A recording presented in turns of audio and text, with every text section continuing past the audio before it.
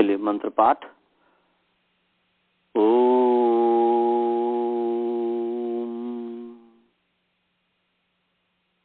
सहना ववतु सहनौ भुनक्तु सह वीर्यं करवावहै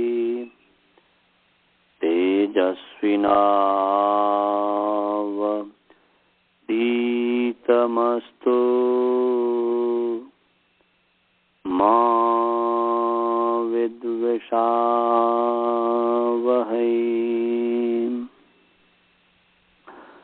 ओम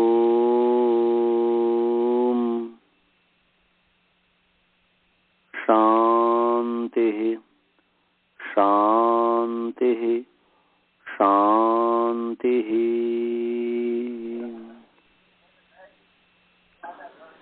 येन धौता गिरः पुंसां विमलैः शब्दवारिभिः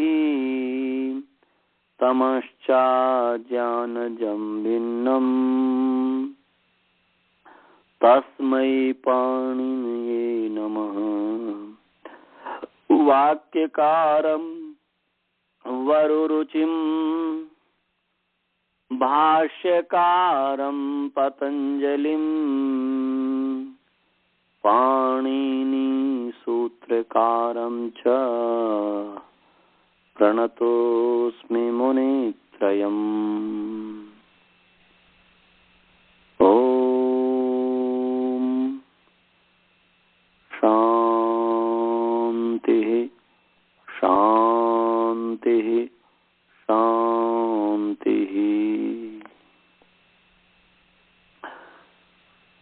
सभी को सादर नमस्ते।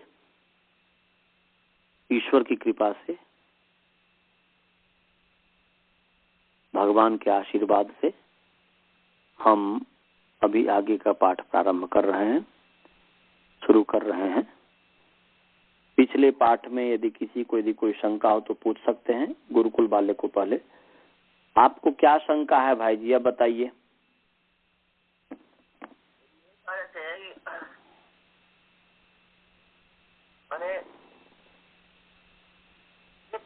समासास्त्र से कृतंत होने पर शालीय की प्रातिपदिक संज्ञा हो गई। हाँ, ये शालीय कृदंत है क्या? शालीय कृदंत है।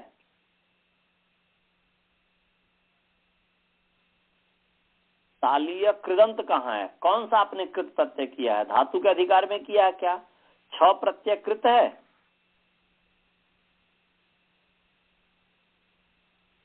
तद्धित है तो तद्धितांत के कारण कृत तद्धित समासास्त्र से प्रातिपदिक संज्ञा हुई।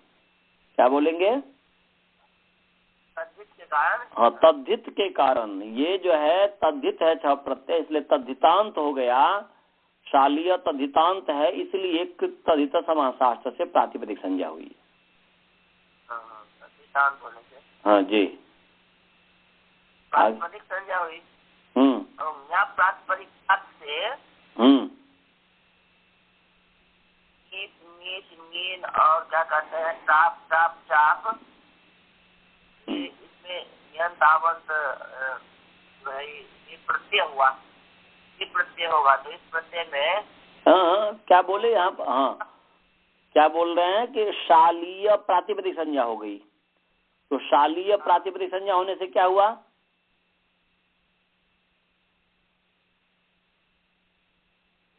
प्रातिपदिकात प्रत्यय आएगा ना ना ना, इसमें गीप गिनगिस क्यों प्रत्यय आएगा?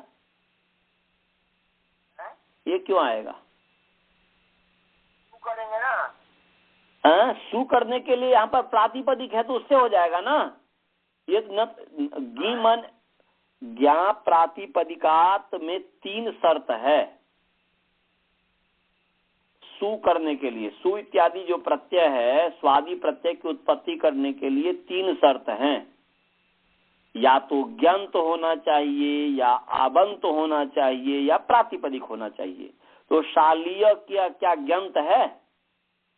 गीप की गीप गीन गीस का नाम गी है क्या? इसमें से जैसे नदी गी, जैसे नदी है गीप प्रत्यांत, गौरी शब्द हो गया, नदी शब्द हो गया, तो ये सब जो है ग्यंत है। शालीय ग्यंत है क्या? ग्यंत माने हुआ दीर्घ ईकारांत होना चाहिए। शालीय दीर्घ ईकारांत है क्या? जैसे नदी, गौरी, ये सब दीर्घ ईकारांत है। तो गीप गीन गीस इन सब का दीर्घ ईकारांत ही होता है। तो क्या शालीय दीर्घ ईकारांत है? सो आप सु लाने के लिए इसको ग्यंत कह रहे हैं। हाँ जी, शालीय तो अकारांत है, तो ये तो ग्यंत से हो ही नहीं सकता। क्या ये आबंत है क्या? आकारांत है क्या? जैसे शाला माला आकारांत है, तो शाला माला आकारांत है, तो शाला से आपने जो है नी लाया सप्तमी विभक्ति में या फिर 6 लाया, वो तो ठीक है, वहां पर जो है आपने आबंत से सप्तमी विभक्ति की उत्पत्ति की। परंतु जो शालीय है, शालीय न ग्यंत है न आबंत है। शालीय क्या है? प्रातिपदिक है। अकारांत तो है ही, परंतु प्रातिपदिक है। 3 ही तो शर्त है ज्ञान प्रातिपदिकात। ज्ञान प्रातिपदिकात का क्या अर्थ है जी? ण्यंत, आवंत और प्रातिपदिक से इससे आगे कहे हुए प्रत्यय होते हैं। या तो ण्यंत से होगा, या आवंत से होगा, या प्रातिपदिक से होगा। तो शालीय इसमें से तीनों में से क्या है? प्रातिपदिक है। तो इसलिए प्रातिपदिक से स्वाद प्रत्यय सु आ गया। प्रातिपदिक वही मैं समझना चाहता हूँ। प्रातिपदिक है, तो सु आएगा, तो प्रातिपदिक से सु आएगा, ये क्या नियम हुआ? क्योंकि ज्ञान प्रातिपदिका तो यही कह रहा है। ज्ञान प्रातिपदिक तो यही कह रहा है ना जी। ज्ञान प्रातिपदिका क्या कह रहा है? आप प्रातिपदिक, हाँ, ज्ञान प्रातिपदिक का क्या अर्थ है? ये क्या कह रहा है कि ये अधिकार सूत्र है और ये कह रहा है कि आगे वक्ष्यमान जितने भी प्रत्यय हैं वो सभी ग्यंत, आबंत और प्रातिपदिक से होंगे। या तो ग्यंत से होंगे, या आबंत से होंगे, या प्रातिपदिक से होंगे। तो बहुत है ना प्रत्यय, वो जस का है आएगा। अच्छा अच्छा, ये हाँ, ये प्रश्न है आपका। प्रश्न समझ में आया। माने ग्यंत, आबंत और प्रातिपदिक है होगा, तो बहुत सारे जो प्रत्यय हैं वह बहुत सारे प्रत्यय तो होगा इन 3 से ही। तो समझ में आ गया ना? माने जो भी बहुत सारे प्रत्यय हैं, माने सु से लेकर के कप तक जितने भी प्रत्यय हैं वो सभी प्रत्यय इन 3 से ही होगा। ये समझ में आ गया?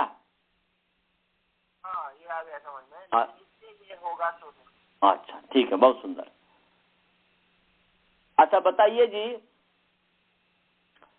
अब यदि मुझे इंडिया आना है 2 साल बाद, या जब भी आना है मुझे, अब इंडिया आएंगे तो किससे आएंगे जी? पैदल तो चल के नहीं आएंगे, किससे आएंगे बताइए? हाँ जी, विमान से। हाँ, विमान से, फ्लाइट से आएंगे ना जी। तो फ्लाइट तो बहुत सारे हैं। फ्लाइट जो है दुबई जाने वाली भी फ्लाइट है, फ्लाइट जो है इंडिया जाने वाला भी फ्लाइट है, फ्लाइट जो है पाकिस्तान जाने वाला भी फ्लाइट है, फ्लाइट जो है लंदन जाने वाला भी फ्लाइट है, जापान जाने वाला भी फ्लाइट है, जर्मनी जाने वाला भी फ्लाइट है। फ्लाइट तो बहुत सारे हैं, परंतु उसमें से हमें यदि इंडिया जाना है तो किस फ्लाइट को चूज करेंगे? इंडियन एयरलाइंस को चूज करेंगे ना जी।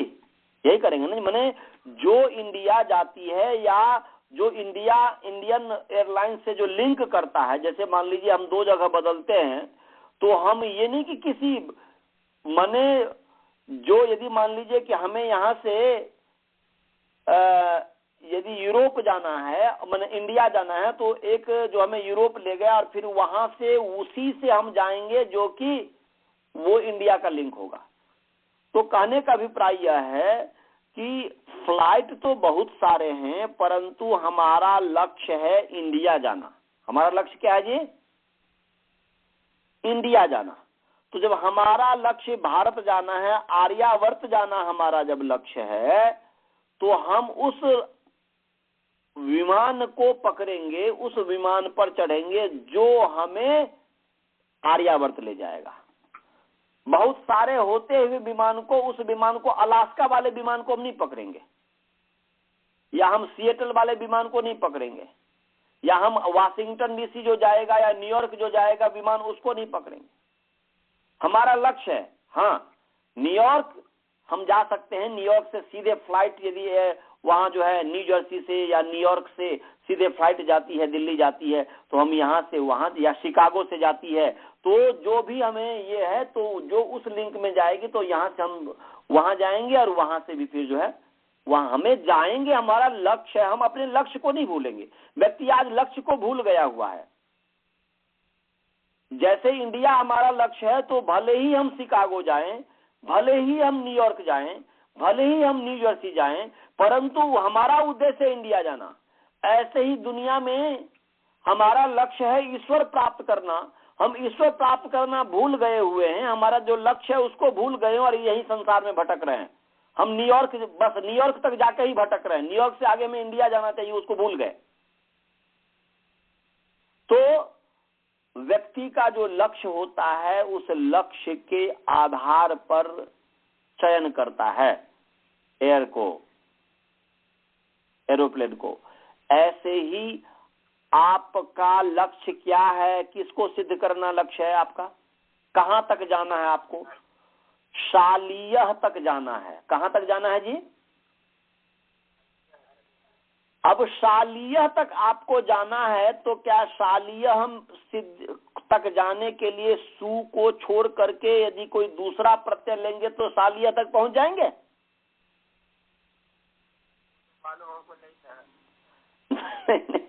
अब मैं बता रहा हूं तो समझ में आ रहा है कि नहीं? माने हमारा लक्ष्य है शालीय तक पहुंचना, और शालीय तक पहुंचने के लिए बहुत सारे प्रत्यय होते हुए भी, सु से लेकर के कप तक बहुत सारे प्रत्यय होते हुए भी उन प्रत्यय को हम नहीं लाएंगे जिस प्रत्यय को ला करके हम शालीय तक न पहुंच पाए।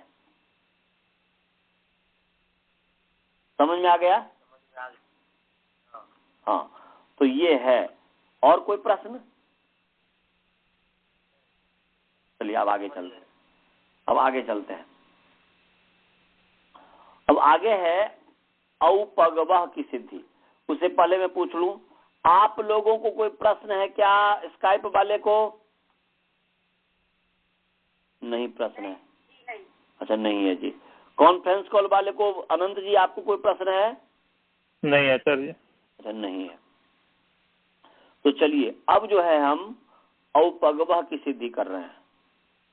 हमने जितना पीछे पढ़ाया है उसको रिव्यू करते हुए फिर नया इसमें जो सूत्र लगेगा उस पर हम जो है चर्चा करेंगे। तो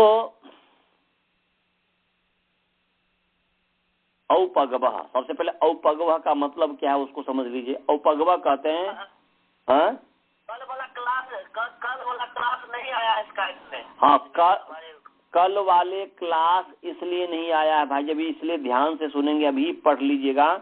कल वाले क्लास इसलिए नहीं आया है कि हमारा जो विद्यार्थी है अनंत जी, उनके कंप्यूटर क्रैश हो गया, पहले भी बताया था ना, तो उसको ठीक करने के लिए कहीं पर दिए हुए हैं, तो वो अगले सप्ताह तक आएगा।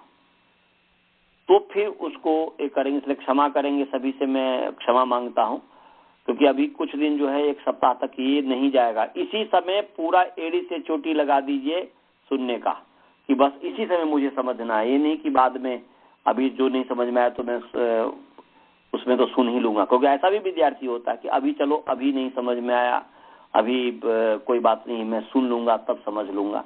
तो ऐसा नहीं, अभी तो कोशिश यही कीजिए कि जो मैं पढ़ा रहा हूँ इसी समय पूरा कोशिश कीजिए समझने का। और पीछे वाला आप अभ्यास कीजिएगा, पीछे तो भी बहुत ही है, क्योंकि अभी जो है 60 कितने हो गए जी क्लास? 60 हो गए होंगे शायद, 63 अपलोड कर दिया, कल ईमेल 64 भिजवाया है, आज 66 मतलब 65वां क्लास है। 64 तक, हाँ तो 64 तक हो गया हुआ है, उससे आगे अभी नहीं होगा, अभी एक सप्ताह नहीं होगा वो लगभग। तो चलिए जी आगे चलते हैं। अब हमें औपगवह तक पहुंचना है। कहां तक पहुंचना है जी? औपगवह तक पहुंचना है, और जिस जिस फ्लाइट पर चढ़ करके हम औपगवह तक पहुंचेंगे उस फ्लाइट को हम लेंगे। तो चलिए औपगवह का विग्रह पहले करते हैं। औपगवह का विग्रह का है उपगोह अपत्यम। उपगोह अपत्यम देखिए, उपगोह अपत्यम औपगवः। उपगोह अपत्यम औपगवः। उपगोह अपत्यम औपगवः।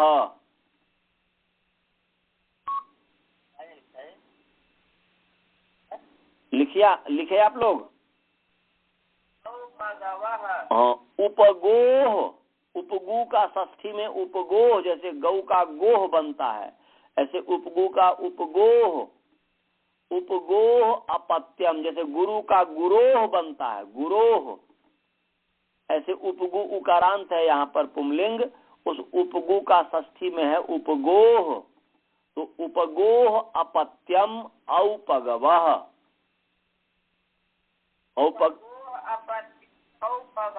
हाँ, तो उपगोह माने उपगु किसी व्यक्ति का नाम है। जैसे आपका नाम बालबोध है, ऐसे ही एक व्यक्ति का नाम उपगु था, समझे जी? तो उपगु व्यक्ति का नाम था, और अपत्य कहते हैं संतान को। तो उपगु नाम वाला जो व्यक्ति था, उपगु नाम वाले व्यक्ति की संतान, संतान स्त्रीलिंग है, तो उपगु नाम वाले व्यक्ति की संतान को औपगवः कहते हैं। उपगु नाम वाले व्यक्ति के संतान को क्या कहते हैं जी? औपगवः। हाँ, औपगवः।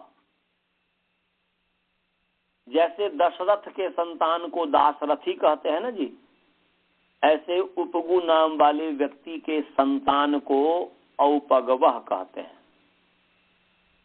औपगवः का मतलब समझ गए? बालबोध जी समझ में आ गया? औपगवः का मतलब, अर्थ, मीनिंग समझ में आ गया? हाँ, तो उपगु नाम वाले व्यक्ति की संतान औपगवः है। तो उपगु शब्द है, क्या शब्द है जी? उपगु शब्द है। तो उपगु जो है, हालांकि इसमें हम यदि समास करेंगे तो हो जाएगा गोह समीपम इति उपगु, वो तो अव्यय रूप में हो जाएगा, अव्यय भाव समास हो जाएगा, परंतु उस रूप में यहाँ पर नहीं लेना है, क्योंकि अव्यय भाव का तो रूप ही नहीं चलता है। परंतु यहाँ पर उपगु किसी व्यक्ति का नाम है, वो विग्रह करने के लिए गो समीपम इति उपगु, गाय के जो समीप है, गाय के या गाय के समीप जो रहता था उसका नाम उपगु हो गया, उसका नाम उपगु, गाय के समीप रहने वाला व्यक्ति। लिटरल मीनिंग यही हुआ उपगु का, गाय के समीप, माने गाय का समीप कौन रहेगा जी? जो गाय का पालन पोषण करेगा। जैसे कृष्ण भगवान गाय का पालन पोषण करते थे, इसलिए कृष्ण भगवान की भी उपगु संज्ञा हो सकती है यौगिक अर्थ में। जो भी गाय को पालता है, गाय के समीप रहता है, गाय के साथ रहता है, गाय की सेवा करता है, उसको उपगु कह देंगे। उपगु का दूसरा नाम हो गया गोपाल, कह सकते हैं, क्यों नहीं कह सकते हैं। माने गोपाल में सीधे हो गया कि गाय को पालन करता है, गाम पालयति, और उपगु मतलब गो समीपम। हालांकि गो के समीप जो भी रहने वाला है, चीज भी हो सकता है उपगु, परंतु यहाँ पर व्यक्ति की बात हो रही है, तो गाय के समीप जो बैठा हुआ व्यक्ति है वो भी उपगु हो गया। हमने तो लक्षणा इत्यादि करके वहां तक अर्थ ले लिया ना, परंतु उपगु का मतलब है गो समीपम, गो गाय के समीप। तो गाय के समीप जो भी है, जो व्यक्ति है, जो वस्तु है, जो हर चीज हो सकता है उपगु। जैसे चित्रा गावो ऐसा चित्रगु नहीं है जी, चित्रा गावो ऐसा चित्रगु, ऐसे उपगु गाय के समीप, या गाय जिसके समीप है, ऐसा कर दीजिए, बहुब्री समास कर दीजिए। गाय जिसके समीप है, गावः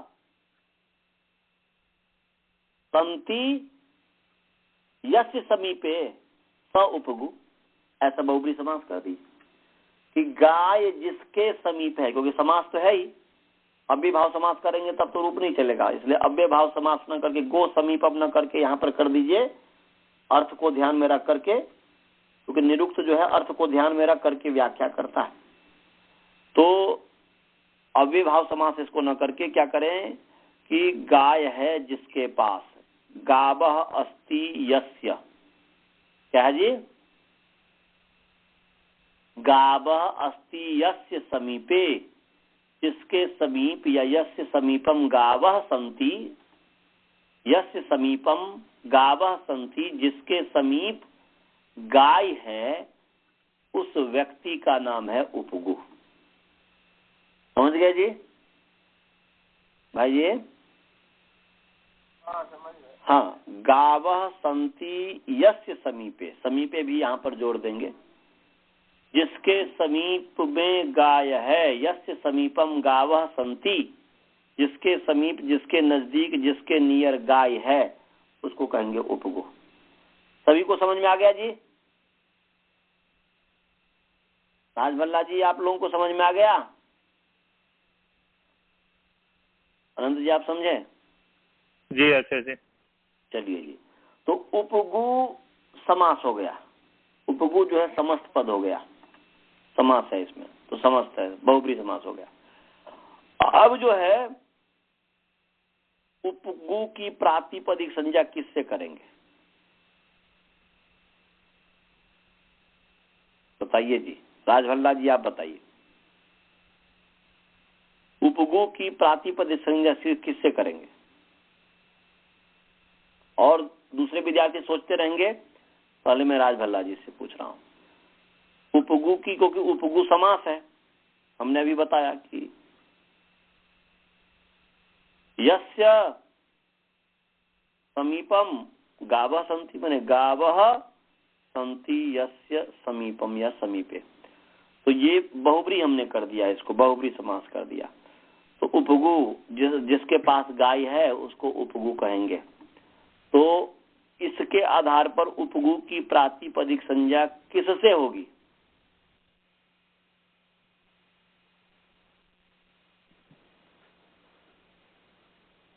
बोलिए, कोशिश कीजिए, कोई ऐसी बात नहीं है। अच्छा, याद कर नहीं आ रहा, कोई बात नहीं, आ जाएगा, चिंता नहीं करनी है। प्रातिपदिक संज्ञा करने वाला दो ही तो सूत्र है। अनंत जी आप बताइए, किससे प्रातिपदिक संज्ञा होगी? वेरी नाइस, हाँ, कृतधित समास, दो ही तो प्रातिपदिक संज्ञा करने वाला सूत्र है, और है ही नहीं। दो चीज मस्तिष्क में रखना है। मैं जो प्रश्न पूछता हूं आपकी बुद्धि को, आप लोगों की बुद्धि को बढ़ाने के लिए, तो कृदंत, तद्धितांत और समास की प्रातिपदिक संज्ञा होती है। तो ये क्या है? उपगु क्या है? समास है। तो इसलिए समास, उपगु जो समास है, इसकी प्रातिपदिक संज्ञा हो गई। उपगु जो समास है इसकी प्रातिपदिक संज्ञा हो गई, हो गया, माने हो गया इसका। तो हालांकि उस तरीके से अभी समास का जब आएगा सिद्धि, तो समास की सिद्धि उस समय बताएंगे, अभी उसमें मैं नहीं पढ़ना चाहता हूँ। इसमें भी यदि आएगा तो समझ में आ जाएगा, अभी मैं उसमें नहीं पढ़ना चाहता हूँ बस।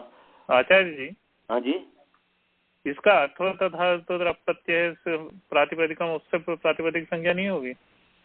वो भी हम आपको तो है ही, उससे कृत तद्धित समास तो हो जाएगी। हाँ, उससे जब होगी तब जो है अर्थ धातु से नहीं होगी। अच्छा अच्छा, ठीक है। जब कृत तद्धित समासास्त्र से होगी तो अर्थ धातु से नहीं हो सकती है। ठीक है। वो तो धातु भिन्न, प्रत्यय भिन्न, प्रत्यांत भिन्न को ये करता है। तो उपगु तो धातु भिन्न भी है, प्रत्यय भिन्न भी है, प्रत्यांत भिन्न भी है जी। इसकी प्रातिपदिक संज्ञा होनी चाहिए थी, होनी चाहिए थी कि नहीं? अर्थ धातु का प्रत्यय प्रातिपदिकम से। तो इसका उत्तर हमने दिया हुआ है कि भाई जब उपगु की प्रातिपदिक संज्ञा माने गो गस समीप सु, ऐसा गो गस समीप सु ऐसा समास किसे दी होगी? माने गो शब्द से गस लाइए षष्ठी विभक्ति, और समीप है तो उससे सु ले आइए, तो गो गस समीप सु। अब इसकी प्रातिपदिक संज्ञा हो जाएगी कृत तद्धित समासास्त्र से, क्योंकि गो गस समीप सु न प्रत्यय है न प्रत्यांत है, अर्थवान है ही। तो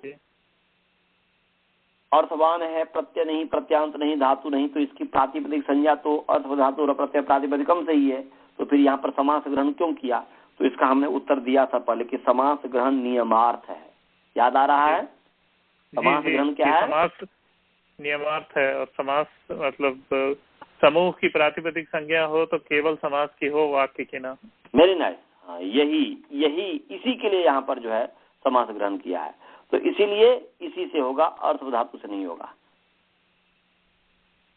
यदि समास ग्रहण नहीं करते तो अर्थ धातु से करता तो वाक्य को भी होने लग जाता। इसलिए राम पुस्तकम पठती में यहाँ पर राम पुस्तक पठती हो जाता है, रामा पुस्तकम पठती नहीं बनता, अशुद्ध प्रयोग होने लग जाता। इसीलिए यहाँ पर समास ग्रहण किया कि समास समूह की यदि प्रातिपदिक संज्ञा हो तो केवल समास की हो, वाक्य की। इससे क्या निकला? फलित क्या अर्थ निकला कि नियम माने वाक्य की ना हो। तो इसीलिए यहाँ पर उपगु की प्रातिपदिक संज्ञा हम जो है इससे ही करेंगे, कृत तद्धित समासास्त्र से। समझ में आ गया जी? भाई जी आपको समझ में आया? हाँ, तो प्रातिपदिक संज्ञा कर दिया। प्रातिपदिक संज्ञा करने से क्या होगा? ज्ञाप प्रातिपदिकात। क्या होगा जी? ज्ञाप प्रातिपदिकात। इसका अधिकार चला कि ज्ञानतात आवंतात प्रातिपदिकात च इतोग्रे वक्ष्यमाणः प्रत्ययाः भवन्ति। इतोग्रे वक्ष्यमाणः प्रत्ययाः परे भवन्ति। प्रत्यय पर से भी इसमें वृत्ति आ रही है ज्ञान प्रातिपदिकात में। और उस ज्ञान प्रातिपदिकात अधिकार सूत्र है वह 5-4-7 तक जाएगा, निष्प्रभा निश्चय तक। तो उसके अधिकार में हमें उपगोह अपत्यम कहां तक पहुंचना है? अभी उपगोह तक पहुंचना है। कहां तक पहुंचना है जी हमें? उपगोह। क्योंकि औपग हमारा लक्ष्य औपग वह, परंतु हमारा लक्ष्य इंडिया, परंतु इंडिया जाने के लिए डायरेक्ट अटलांटा से प्लेन नहीं है। तो हमारा लक्ष्य वहां है, तो पहले दूसरा भी लक्ष्य बनाना होगा एक, कि हमें यहाँ से शिकागो जाना होगा, हमें यहाँ पर न्यू जर्सी या न्यूयॉर्क जाना होगा। तो ऐसे ही औपगवा तक पहुंचने के लिए पहले उपगोह तक भी जाना पड़ेगा। तो उपगोह कौन सी विभक्ति है भाई? कौन सी विभक्ति है बोलिए? षष्ठी। तो हमें इसका मतलब है कि षष्ठी विभक्ति की उत्पत्ति करनी है। किसकी उत्पत्ति करनी है जी? षष्ठी विभक्ति लाना। उपगो षष्ठी है तो उपगु शब्द से कौन सी विभक्ति लाएंगे? अलौकिक विग्रह में तो षष्ठी लाएंगे ना। षष्ठी क्या है? वो तो संबंध है ही। प्रत्यय में सु औजस इत्यादि में षष्ठी विभक्ति कौन सा प्रत्यय है? षष्ठी विभक्ति एक वचन, क्योंकि उपगोह एक वचन है, षष्ठी विभक्ति एक वचन। सु औजस अमौजस इत्यादि जो 21 प्रत्यय है उसमें से षष्ठी विभक्ति कौन सा प्रत्यय है? भाई गियो सुख तो सप्तमी है। नसोसाम, नस ओस आम, नस ओस आम है। तो नस ओस आम में नस यहाँ पर लाना है। षष्ठी विभक्ति नस ओस आम है, उसमें से हमें केवल गस लाना है, क्योंकि उपगोह षष्ठी लौकिक विग्रह में उपगोह षष्ठी विभक्ति एक वचन है, इसलिए उपगु शब्द से ngस लाएंगे। हमें ngस लाने के लिए अभी सब सूत्र लाना पड़ेगा। जैसे वहां पर शालायाम भव में शाला से नी लाने के लिए आपने किया था, ऐसे यहाँ पर ngस लाने के लिए सब वैसे ही सूत्र लगाएंगे। यहाँ प्रातिपदिकात, फिर स्वौज समौट छस्ताभ्याम भेष गेभ्याम भैंस गसेभ्याम भैंस गसोसाम जो सुप। इसका मतलब हुआ कि यंतात आबंतात प्रातिपदिकात च परे स्वादयः प्रत्यया भवंती, प्रत्यया भवंती, ये अर्थ इसका हो गया, क्योंकि प्रत्यय परस से इसमें आ गया। तो स्वौ समोट छस्ताभ्याम भेष गेभ्याम भैंस गसेभ्याम भैंस गसोसाम जो सुप, फिर जो है प्रत्ययः परश्च, यहाँ पर ले प्रत्यय पर या ज्ञान प्रातिपदिकात के साथ ही प्रत्यय पर सभी कर दीजिए एक साथ। ज्ञान प्रातिपदिकात प्रत्यय परश्च, फिर स्वौज समोर छस्ताभ्याम भेष गेभ्याम भैंस गसेभ्याम भैंस गसोसाम जो सुप, ये लाइए। और इसके बाद इसका पद विभाग, मैंने क्या बोलते हैं, विभक्ति विभाग, विभक्ति नियम। तो विभक्ति विभाग करने वाला क्या सूत्र है, विभक्तिश्च। विभक्ति विभाग करने वाला सूत्र है विभक्ति। इस चीज को ध्यान में रखें, विभक्ति विभाग विभक्ति नियम, वचन विभाग वचन नियम, इसमें ये होता है। इस चीज को मस्तिष्क में रखिए, विभक्ति विभाग विभक्ति नियम, वचन विभाग वचन नियम, बस ये चार चीज आपने याद रखा तो आपको सातपत्ति आ गई। सु को कैसे उत्पन्न करना है, सु औज समोट को कैसे उत्पन्न करना है, ये आ गया बस। यहाँ प्रातिपदिकात, फिर सौ समोट ले आया, यहाँ प्रातिपदिकात प्रत्यय पर सौ समोट ले आया, वो जो सूत्र है। उसके बाद जो है इसके विभक्ति विभाग, फिर विभक्ति नियम और वचन विभाग वचन नियम, इतने कर देंगे, आ जाएगा उत्पत्ति, हो जाएगी स्वाद की उत्पत्ति, माने स्वाद्युत्पत्ति हो जाएगी। तो अब यहाँ पर जो है विभक्ति विभाग कर रहे हैं, विभक्तिश्च सुपस्तिंगश्च त्रीणि त्रीणि विभक्ति संज्ञकानि भवन्ति। सुप और तिंग के तीन तीन की विभक्ति संज्ञा होती है। तो सु औ जस, ये जो तीन तीन है, सु का नाम भी विभक्ति, औ का नाम विभक्ति, जस का नाम विभक्ति, ये पूरे विभक्ति है। सु औ जस का नाम प्रथमा विभक्ति है, अम और सस इति द्वितीया, ताभ्याम भेष इति तृतीया, ङेभ्याम भैंस इति चतुर्थी, ङसेभ्याम भैंस इति पंचमी, ङस ओस आम इति षष्ठी, नी ओस सुप इति सप्तमी। तो ये हमने विभक्ति विभाग कर दिया। अब विभक्ति नियम करना है। क्या करना है जी, विभक्ति नियम। तो हमें विभक्ति नियम आपको समझाना है। विभक्ति नियम करने वाला सूत्र है, निकालिए, षष्ठी शेषे। क्या जी, निकालिए षष्ठी शेषे। षष्ठी शेषे ये जो है दूसरा अध्याय का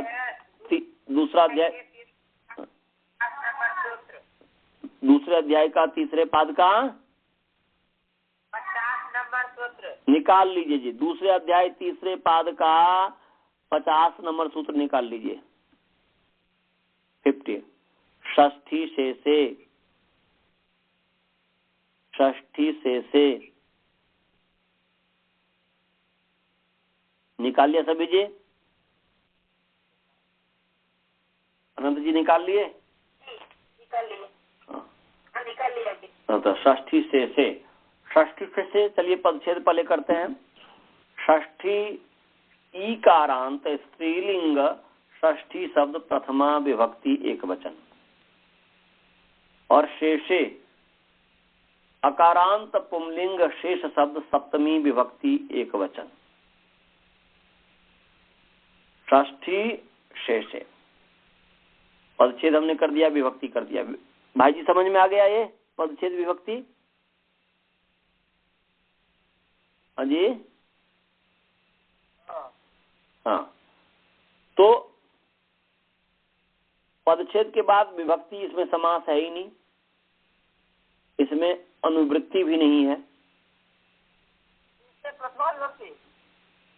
शेष से सप्तमी विभक्ति अकारांत पुंलिंग शेष सप्तमी विभक्ति एक वचन।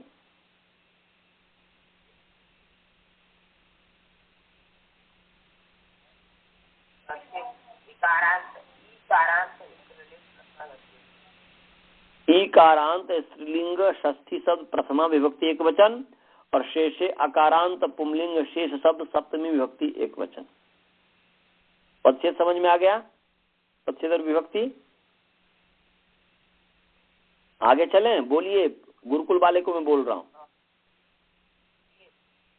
अब जो है इसमें अनुवृत्ति भी कोई नहीं है, अनुवृत्ति भी कोई नहीं है, अपने आप में पूरा सूत्र है ये। तो अर्थ हो गया कि शेषे षष्ठी भवती। क्या हो गया जी? शेषे षष्ठी भवती, ये अर्थ हुआ कि शेष में षष्ठी होती है, माने षष्ठी विभक्ति भवती। तो शेष में षष्ठी विभक्ति होती है, विभक्ति भवती या विभक्तिर भवती, विभक्ति भवती। शेष में षष्ठी विभक्ति भवती या विभक्तिर भवती कर दीजिए, रेप माने विभक्ति न करके विभक्तिर। तो शेषे षष्ठी विभक्तिर भवती। तो अब शेष का अब प्रश्न है कि शेष किसे कहते हैं? पीछे भी जैसे आया था ना, शेषे पीछे भी आया था ना जी, क्या बोलते, पीछे भी आपको हमने बताया ना जी, जो बच गया है। वहां पर शेषे का मतलब क्या था, याद है? वहां पर जो शेष अर्थ में जो प्रत्यय होते हैं, तो शेष का अर्थ वहां पर हमने क्या कहा था कि अपत्य से लेकर के चातुरार्थिक पर्यंत जो अर्थ हैं, उससे जो बचा हुआ है, उनसे जो अन्य है वह शेष है। माने उक्तात् अन्य शेष। इसका मतलब हुआ कि उक्त जो ऊपर कह दिया गया हुआ है, कहे हुए से जो अन्य है वह शेष है। वहां यहां पर भी मतलब वही है कि उक्तात् अन्य शेष। शेष का मतलब क्या है जी? उक्तात् अन्य। देख लीजिए, उक्तात् अन्य शेष। देख लीजिए, उक्तात् अन्य शेष। वहां पर भी यही था कि अपत्यादि चतुरार्थिक पर्यंतात अन्य होना, अपत्यादिभ्य चातुरार्थिक पर्यंतेभ्यो अन्य। वहां पर हमने ये कहा था, उक्तात् अन्य की व्याख्या की थी। उक्तात् अन्य माने अपत्यादिभ्य चातुरार्थिक पर्यंतेभ्य, चातुरार्थिक पर्यंतेभ्य अन्य माने अपत्यादय चातुरार्थिक पर्यंतेभ्य अन्य माने अपत्यादि से लेकर के चातुरार्थिक पर्यंत से अन्य जो है वह शेष है। ऐसे ही यहाँ पर है उक्तात् अन्य शेष। उक्त माने ऊपर जो कह दिया, षष्ठी शेषे से ऊपर जो कह दिया, माने ऊपर क्या कहा? ऊपर जो कहा है अनभिहिते सबसे पहला सूत्र है, दूसरा अध्याय के तीसरे पाद का पहला सूत्र है ना जी। उसके बाद क्या सूत्र है दूसरा? अनभिहिते के आगे क्या सूत्र है? कर्मणि द्वितीया। बहुत सुंदर, धन्यवाद। तो कर्मणि द्वितीया, तो कर्मणि द्वितीया से लेकर के और एक वचनम संबुद्धि तक, ये षष्ठी शेषे से ऊपर है एक वचनम संबुद्धि,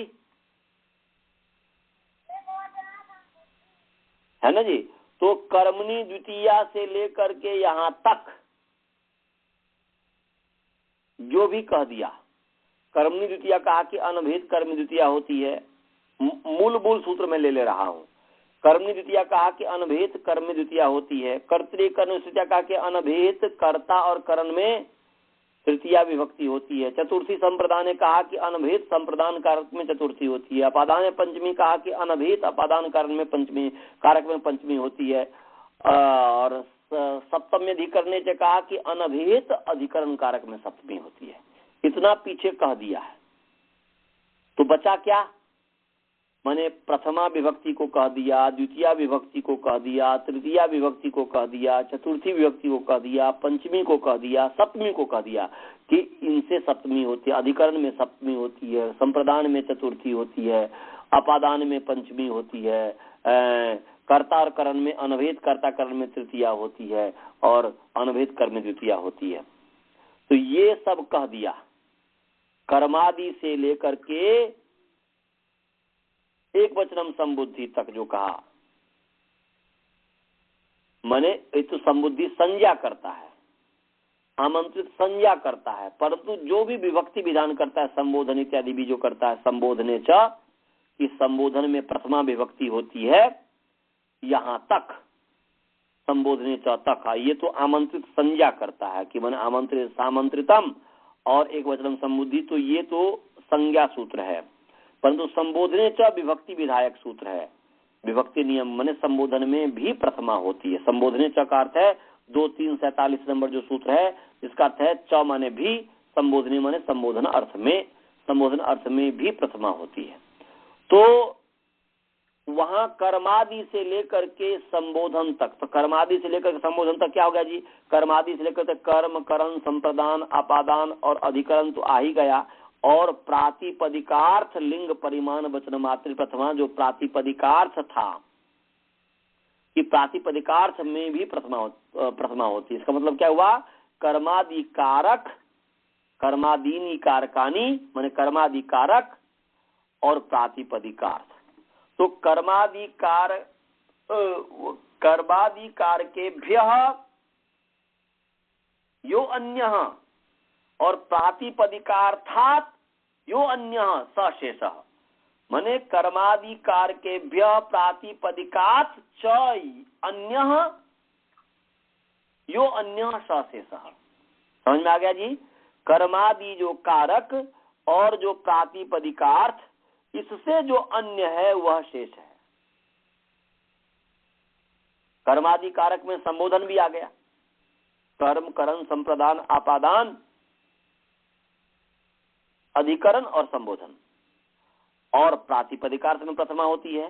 तो प्रातिपदिकार्थ मतलब ये होगा, तो कर्मादि कारक, कर्मादि कारक और संबोधन तो कारक है नहीं वैसे, तो षष्ठी और संबोधन कारक नहीं होता है, तो इसलिए संबोधन को भी इसमें जोड़ना चाहें तो जोड़ सकते हैं कि कर्मादि कारकानी मन कारक कर्मादि कारकेभ्य प्रातिपदिकार्थात संबोधनात् च अन्य शेष, उक्तात अन्य शेष, माने उक्त जो कह दिया उससे जो बचा हुआ है, उससे जो अन्य है वह शेष है। तो कर्मादि कारक और प्रातिपदिकार्थ जो है उससे जो अन्य है वह शेष कहलाता है। समझ आ गया भाई जी? तो उससे अन्य क्या बचा? उससे क्या बचा? आपने कर्ता, कर्म, करण, संप्रदान, अपादान, अधिकरण और संबोधन प्रातिपदिकार्थ में प्रथमा, इन सबको आपने जान ली, सबसे प्रथमा, द्वितीय, तृतीय, चतुर्थी, पंचमी, सप्तमी कर दिया, संबोधन कर दिया। अब बचा क्या? इस में से कौन सी विभक्ति बच गई? षष्ठी। और षष्ठी में उधर तो षष्ठी बच गई, और इधर में कर्तादि जो है, कर्मादि जो है, उस कर्मादि में कौन सा बच गया? कर्ता को कह दिया, कर्म को कह दिया, करण को कह दिया, संप्रदान को कह दिया, अपादान को कह दिया, अधिकरण को कह दिया, संबोधन को कह दिया, तो बचा क्या? संबंध। संबंध, वेरी नाइस। तो शेषे का अर्थ हुआ संबंधे, फलित जो अर्थ हुआ शेषे माने शेषस, इसलिए शेषस्तु संबंध, ऐसा विद्वान लोग कहते हैं, व्याकरण कहते हैं कि शेषस्तु संबंध, शेष का अर्थ यहाँ पर संबंध है। तो शेषे षष्ठी भवति बने संबंधे षष्ठी विभक्ति भवति, षष्ठी भवति। समझ में आ गया भाई जी? शेषे षष्ठी विभक्ति भवति माने संबंधे षष्ठी विभक्ति भवति, कैसे अर्थ हो गया? समझ में आ गया? हाँ, कि माने उक्तात अन्य शेष, हमने बता दिया। उक्तात अन्य का मतलब हुआ कि कार का माने कर्मादि कारकेभ्य प्रातिपदिकार्थात च अन्य, माने कर्मादि कारकानि प्रातिपदिकार्थ स यत्र न विवक्ष्यन्ते।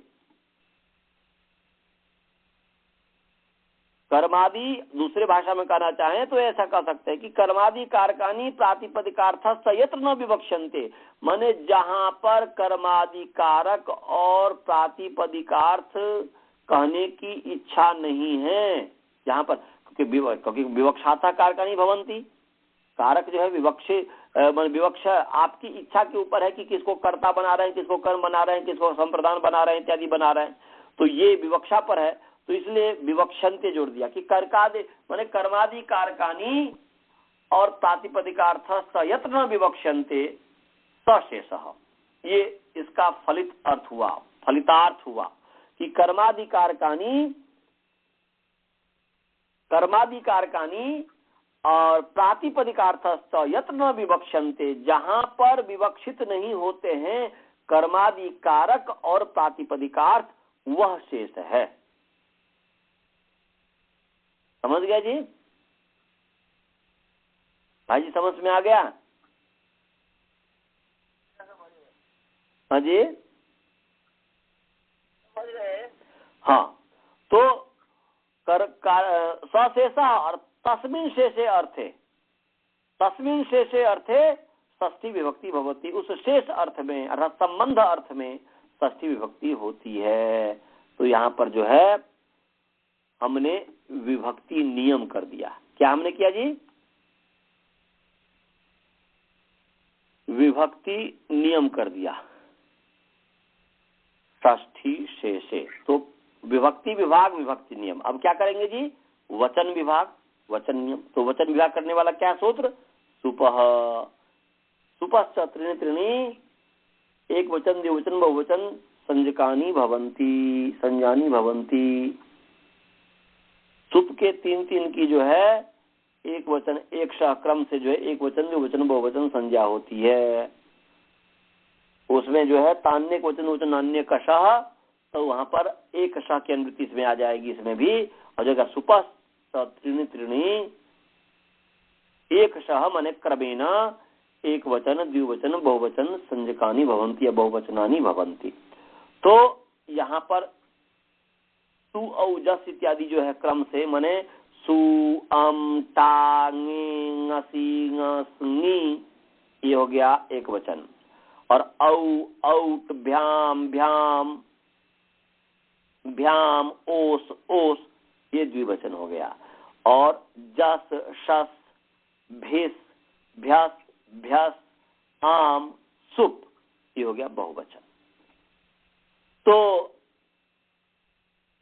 यहां पर जो है हमने वचन विभाग कर लिया सुपस्थ से, माने सुपह इस सूत्र से। और अब वचन नियम, तो वचन नियम करने वाला दो सूत्र है। द्वे कर द्विवचने वचने बहुषु बहुवचनम, द्वितीय विभक्षिते द्विवचनम, एकत्व विभक्षिते एक वचनम भवति और बहुत्व विभक्षिते च बहुवचनम भवति। द्वित्व की विवक्षा में द्विवचन, एकत्व की विवक्षा में एक वचन और बहुत्व की विवक्षा में बहुवचन, ये होते हैं। तो यहाँ पर एकत्व की विवक्षा है, एकत्व की कहने की इच्छा है, क्योंकि उपगोह है, एकत्व को कहना चाहते हैं, इसलिए यहाँ पर उपगु शब्द से ङस आ गया। उपगु शब्द से सुपह से वचन का विभाग होता है। हाँ, सुपह से वचन का विभाग होता है जी। सुपह वचन विभाग करता है।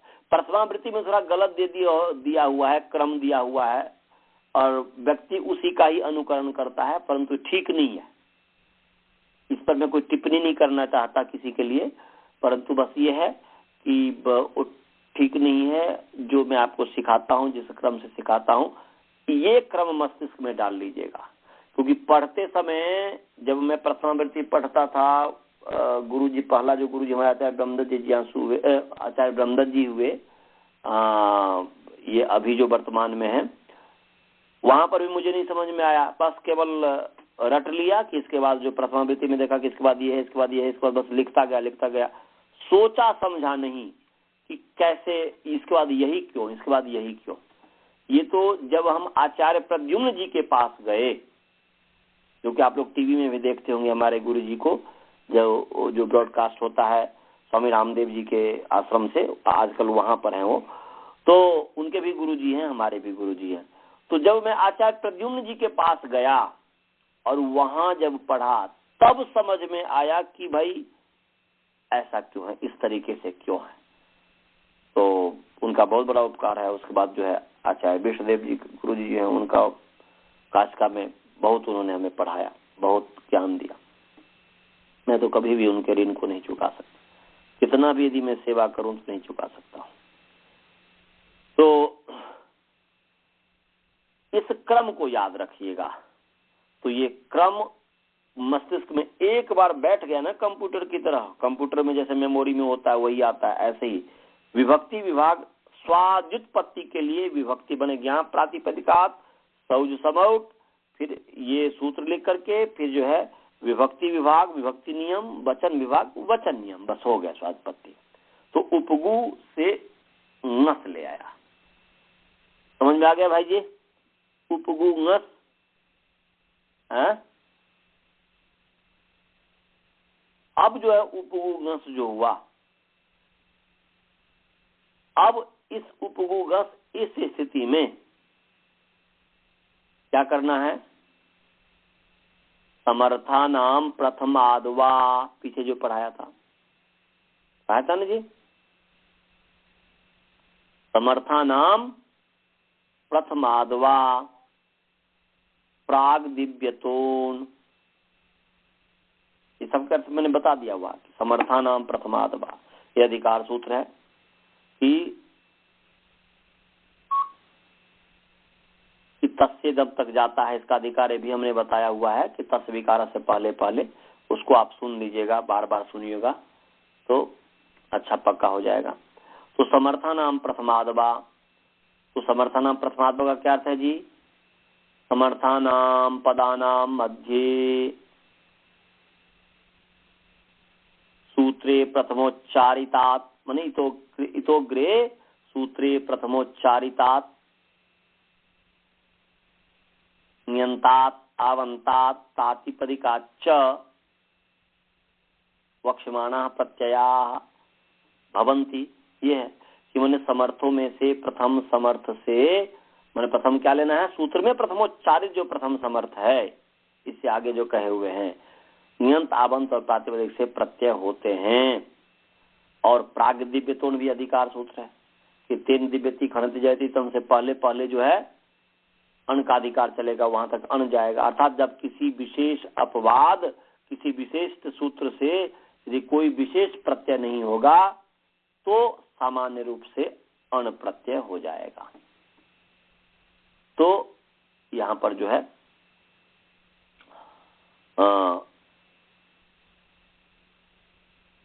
अण होगा, परंतु जो है कि प्राग दिव्यतोन है।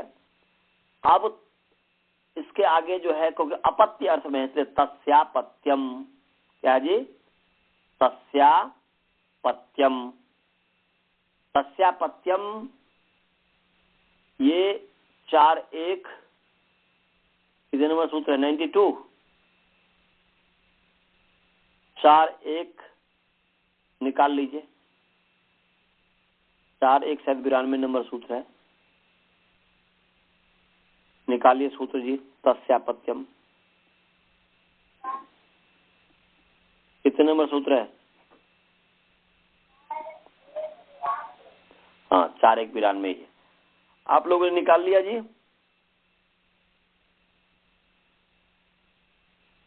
हाँ जी जी, निकाल लिया जी, ठीक है, धन्यवाद।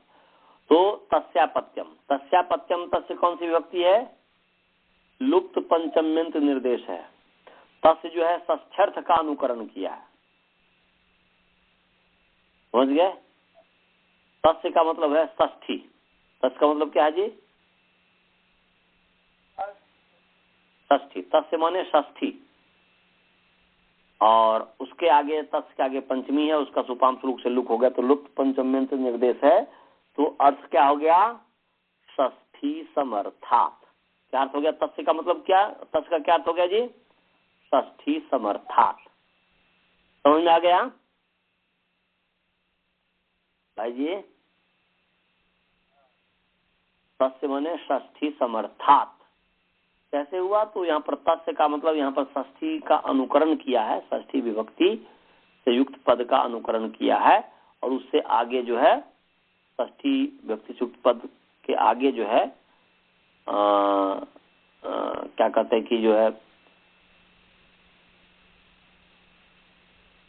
पंचमी विभक्ति का लुप्त हो गया। पंचमी विभक्ति ला करके घसी ला करके उसका सुपांश लोग से लुक कर देंगे तो षष्ठी समर्थात हो गया।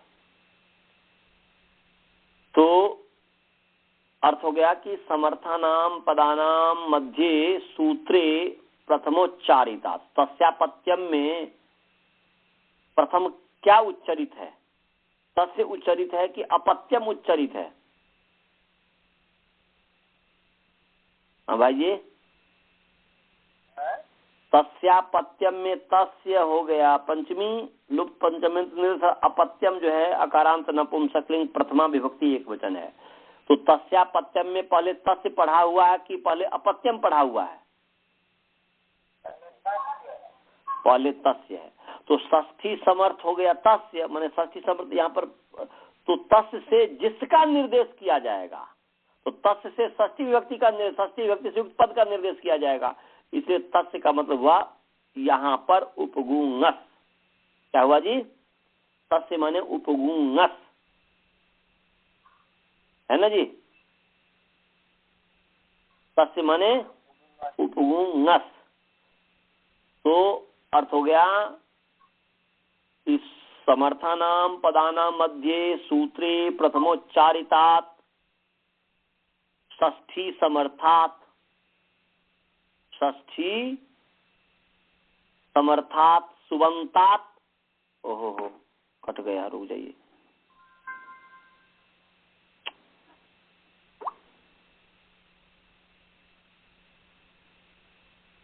इनको भी जोड़ने दिए। इसका क्या अर्थ हुआ जी?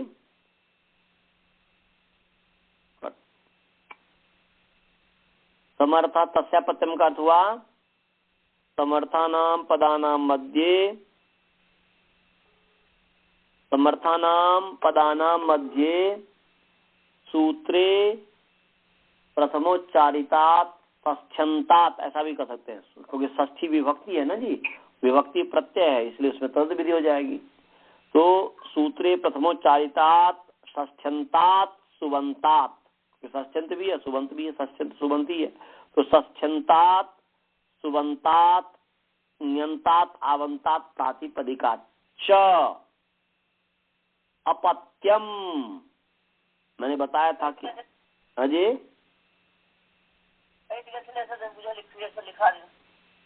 अभी आगे कुछ बता ही नहीं है। तस्यापत्यम में तस्य में बताया था कि लुप्त पंचम निर्देशरा पंचम प्रथमा व्यक्ति एक वचन नपुंसकलिंग बताया। और समर्थानाम पदानाम की इसमें अनुवृत्ति आ रही है। और तस्यापत्यम में तो तद्धिता प्रत्यय परश्च सबकी अनुवृत्ति आ रही है। और अपत्यम का जैसे मैंने आपको बताया तत्र भवेद याद होगा तो मैं बताया था कि सप्तम्यर्थ में प्रथमा है, ऐसे ही अपत्यम में भी सप्तम्यर्थ में प्रथमा है। ऐसा मान करके, ऐसा समझ करके अपत्यम इत्यस्मिन अर्थे या अपत्य अर्थे ऐसा कर दीजिए, या अपत्यम इति अर्थे इत्यर्थे इत्यस्मिन अर्थे। तो समर्थानाम तस्यापत्यम का अर्थ हुआ समर्थानाम पदानाम मध्य सूत्रे प्रथमोच्चारितात षष्ठ्यंतात सुबंतात नियंतात आवंतात प्रातिपदिका च। इतना समझ में आ गया भाई जी? इतना लिख लिए। एक यदि समझ करके रट लिया जाए ना इसमें, एक जैसे तत्र भव हो गया, तस्यापत्यम हो गया, एक यदि समझ करके रट लीजिए, मुख में ले आइए समझ करके, तो फिर जो है कि वो सबका ऐसे ही अर्थ बनता है। लोगों को जो है पढ़ते समय दो चीज बहुत ही भारी लगता था। ये क्या कहते हैं कि तद्धित प्रकरण और क्या कहते हैं स्वर प्रकरण। विद्यार्थी को स्वर प्रकरण तद्धित प्रकरण जो है बहुत ही भारी लगता है, परंतु भगवान की मेरे ऊपर कृपा रही कि तद्धित प्रकरण और स्वर प्रकरण मुझे बहुत ही सरल लगा, बहुत ही सरल मेरे लिए था।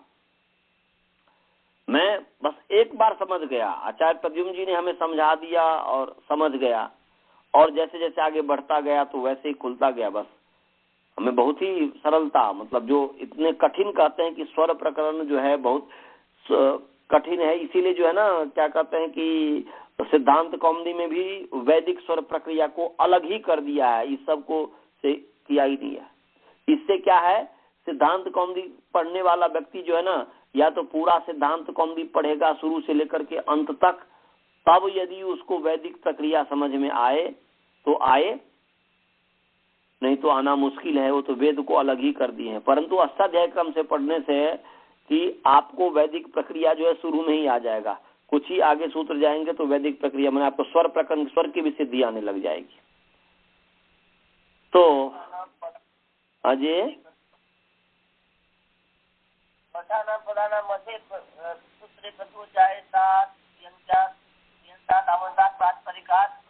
तस्य का कहाँ अर्थ आपने किया? षष्ठी समर्थात, समर्थानाम पदानाम मध्य सूत्रे प्रथमोच्चारित षष्ठी समर्थात या षष्ठ्यंतात समर्थात। षष्ठी उसमें समास कर दिया। षष्ठी का मतलब षष्ठ्यंत समझना है, ये समझना है। षष्ठी माने षष्ठ्यंत माने उपगुण, ये षष्ठ्यंत ये समझना है।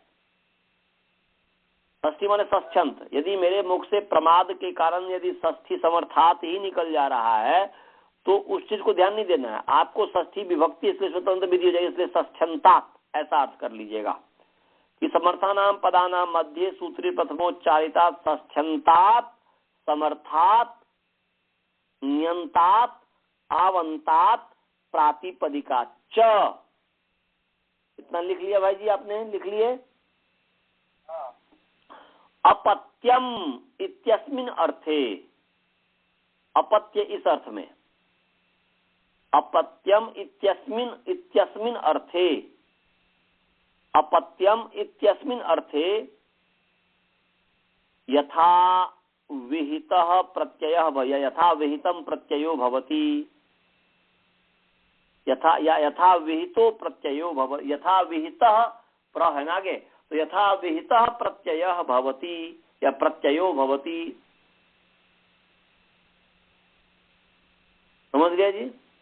यथा विहितः प्रत्ययो भवति, माने सूत्रों में समर्थों में प्रथम समर्थ सूत्र में प्रथमोच्चाय जो षष्ठ्यंत समर्थ सुबंत प्रातिपदिक है, सुबंत भी जोड़ देंगे जितना भी जुड़ सके। सुबंत है सुबंत जोड़ दीजिए, सुबंत पद है तो इसलिए सुबंत जोड़िए या पदार्थ जोड़िए, मतलब एक ही हो गया, दोनों में से एक जोड़िए। फिर जो है षष्ठ्यंत जोड़ दीजिए। तो समर्थों में प्रथम सूत्रों में प्रथमोच्चारित षष्ठ्यंत समर्थ सुबंत प्रातिपदिक से अपत्य अर्थ में जो है यथाविहित प्रत्यय होता है। यथाविहित का मतलब है जैसा विहितानुसार, जो जैसा विधान किया उसके अनुसार प्रत्यय होता है। समझ में आ गया भाई जी? समर्थानाम पदानाम मध्ये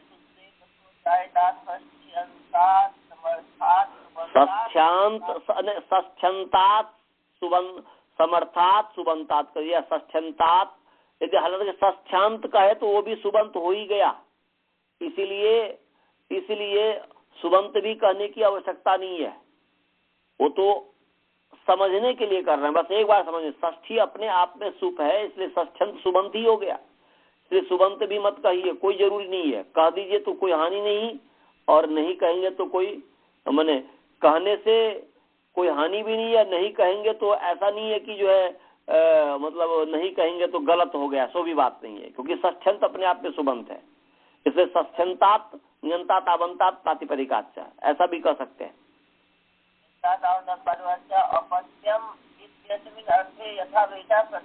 यथाविहित प्रत्ययो भवति, बस ये यथाविहित प्रत्यय होता है। यथाविहित का मतलब समझते हैं ना जी? जैसा विहित हो, जैसा कहा हुआ हो, जैसा कथित हो। जैसे वृद्धा 6 में 6 था, यथाविहित वहां पर यथाविहित का मतलब वृद्धा 6 में 6 था। अब यथाविहित में यहाँ पर और कोई विशेष सूत्र नहीं है, इसलिए प्राग दिवितों से अण ही हो जाएगा। समर्थानाम पदानाम मध्य हमने क्या बोलते समर्थानाम प्रथमाद्वा, और फिर जो है क्रम में जो है तस्या प्रत्यय में से पहले कर लीजिएगा, फिर प्रत्यय विधायक जो सूत्र है प्राग दिवितोन, इसके बाद पहले में प्राग दिवितोन कर दिया, तब पहले भी करे तो कोई बात नहीं।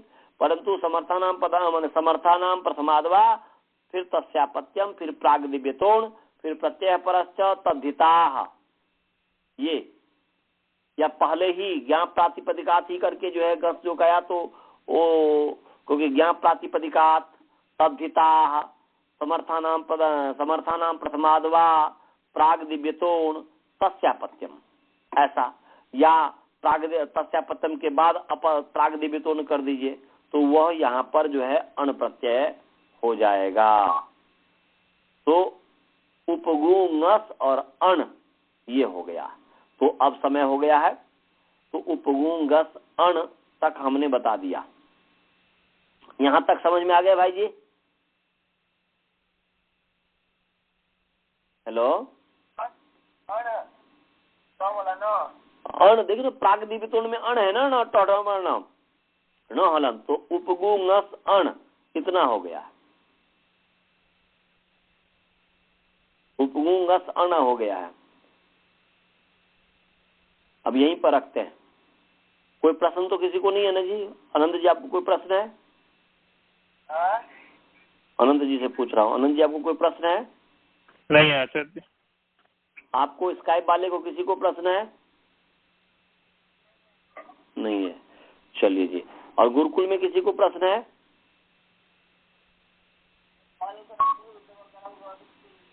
हाँ भाई जी, कोई प्रश्न है? नहीं तो मैं मंत्र पाठ करता हूँ, अब समय हो गया। चलिए मंत्र पाठ करता हूँ।